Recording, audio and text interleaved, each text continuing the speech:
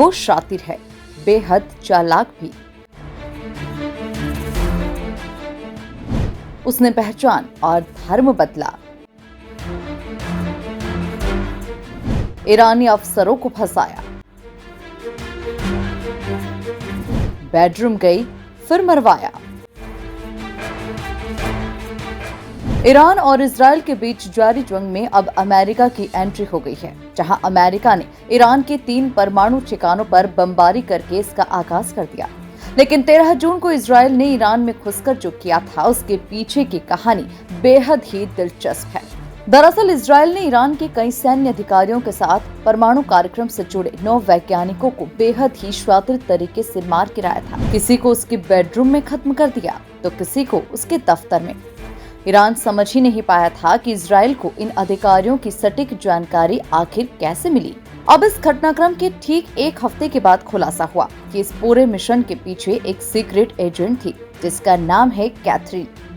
वैसे तो कैथरीन एक पत्रकार है, लेकिन उसने मोसाद के लिए जासूसी की और ईरान की टॉप लीडरशिप को खत्म करा दिया। अब ये हुआ कैसे? इसके पीछे की कहानी जानकर आप हैरान रह जाएंगे। कैथरीन फ्रांसीसी मूल की यहूदी महिला है। पत्रकार बनकर ईरान में दाखिल हुई थी।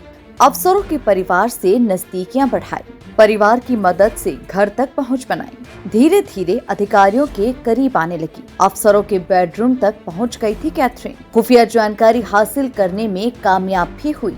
कोई समझ ही नहीं पाया कि कैथरीन एक जासूस है। उसने जब सारी जानकारी जुटा ली तो इसे मोसाद को भेज दिया। मोसाद ने सटीक जानकारी के आधार पर कार्रवाई करते हुए ईरान की टॉप लीडरशिप को खत्म कर दिया। जब एक के बाद एक सटीक हमले में ईरानी अधिकारी मारे गए तो ईरान की नींद टूटी। जांच के दौरान जब अधिकारियों की तस्वीरें खंगाली गई तो उसमें कैथरीन कॉमन मिली, जिसके बाद तलाश तेज हो गई।